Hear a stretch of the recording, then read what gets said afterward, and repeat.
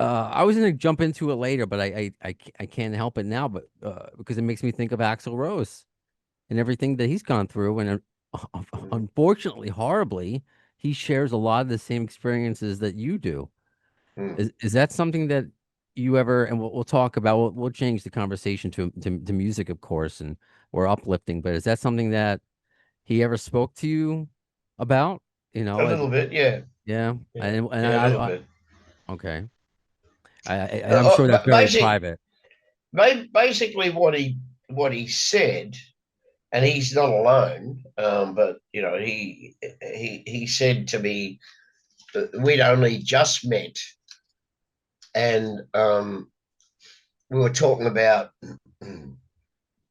He was very, and they've been very public in their acknowledgement of how much Rosie Tats influenced them in the early days Hmm. in appearance, but attitude, and he was the same. So we very quickly got talking about lyrics, and he said, "Yeah," he said, I channel a lot." He said, "We share a common childhood, or we have a lot in common with our childhood."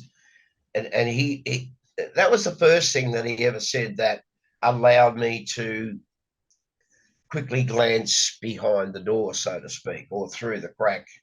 Mm. And so I think it was his way of saying he understood where my lyrics came from, and he was, I suppose, reciprocally, he was sort of saying, "Well, now you'll understand where my lyrics come from." And we were talking about lyricists, um, and we talked about Bon. We talked about, and he asked me, he said, like, who were some of your early influences? And I said, well, not so much for the lyric itself, but of course, at a very very early age, I was exposed to American blues music, and so some of those songs are so simplistically um, uh, explanations of pain, the love sort of basis for a lot of the early blues music is about men expressing their pain that they've received at the hands of unfaithful or women, or women that were drug addicts, or whatever, or even just the fact that they weren't able to have a complete life because their life was given over to the road. So they weren't actually complaining, but they were explaining how lonely it can be, when you are on the road. That's your job. You were on the road musician. You went from town to town. A lot of those early blues singers, and that's common knowledge when you read their books or read about them, but a lot of them had to hitchhike to gigs, Sure. and because they were back in those days, of course, they were called Negroid or Negroes, because they were what people refer to as black. They had to jump trains to get from one city to another, or they hitched. And this was to ply their trade, to work at their.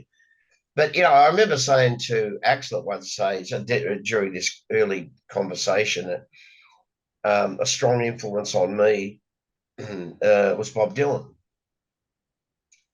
um, because I remember being struck by the way he structured lyrics, and he was able to do that because of the musical format that he chose, which was what became known as American folk music. Pardon me, but again, a derivative of black man's blues, what. fellas. In Bob Dylan's case, Woody Guthrie, his main inspiration, his main lyrical hero, but his main hero as far as helped form his view of the structure of America, of the the absurdities, if you like. Even back in those days, they were very political in their observations, but they made their political observations from their point of view, which was social, obviously, and so they were always sort of like looking up at the political structure in a sense. And but I really love the way that Dylan, not always understanding his wonderful use esoterically of the language, and how he wrote quite deep symbolism into his music, into his lyrics, but he used that wonderful folk format, which was so engaging, and it's so um, you listen to the melodies, the lyric, but the melodies in some of his most famous works that brought him to fame. The times are a change, and though the answer, my friend, is blowing in the wind. That's a wonderfully poetic line, but the simplistic melody behind it is so that like any great song, anyone can sing that. The answer, my friend, is blowing in the wind. The answer is blowing in the wind, and it's just like it's a song that belongs to every man because it's written about a man from a man's point of view. So it belongs, and it does. And he pointed that out to me as a young budding lyricist, because I think one of the first things that with most of us is that we're drawn to music because of its beauty, because of the wonderful structure of it, and how it uplifts us, it makes us feel better about so much. And all the great successful musical acts do that, is somehow they elevate the soul, they lift people from darkness into light, or they blow away the clouds so that light can come through. Music is a wonderful healer. It's so cliche because it's so true. Yes, it So is. yeah, part of our early discussions were about um, those things, and I was then, even though he hasn't, never did, and he didn't need to. There was a level of understanding that we enjoyed very much from the beginning. I always knew that he was just like myself. There was a certain amount, a certain part of his soul would always be living torment. Torment will always be. It's always pulling, and it's never at peace.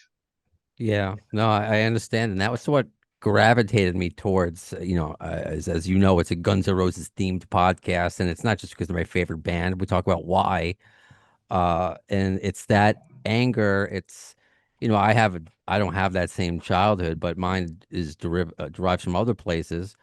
But it's Mm, they kind of tie everything in together. And now it's kind of makes sense with I'm like, oh, Bob Dylan, interesting. Why this hard rock band? But when you take a mm, song like "Nice Boys Don't Play Rock and Roll," it's so simplistic, and it spoke to me. It was this easy song that like everyone thought I'm a nice kid. I'm a nice kid. Oh no, I love rock and roll. I hated being the nice boy. And then Guns N' Roses, much like how you were talking about all those black artists before, and you're getting a history lesson. That's what I love about GNR, about the spaghetti incident, about all the covers when because I'm younger, mm. learning the history. So that's how I learned about being an American, about Rose Tattoo at that age was, oh, nice boys play rock and roll. Wow, I really identify with this song. Oh, it's not Guns N' Roses. It's this other band, Rose Tattoo. they also have mm, Rose in their name. What's their about? What, you know, so it's I remember these thoughts in my head as a kid. mm, Uh, mm. do you remember, sure, another question like you've been asked a million times. When you heard about this little band, Guns N' Roses covering Rose Tattoo, they certainly weren't famous yet. What do you recall about hearing about this band playing Nice Boys in I America? only that actually. I don't remember the actual incident, and I think only a couple of them were actually involved. But apparently, we bumped into them, so to speak. It was 82, or I think it was 82, and we were touring America with Aerosmith, and they'd come to see Aerosmith, and um, it was a very very brief meeting, and then they were at a merging, in the rock and roll sort of fraternity, so to speak. You kind of keep you got your eyes and ears attuned to new stuff, and so the name started to present itself, or come into your field of vision.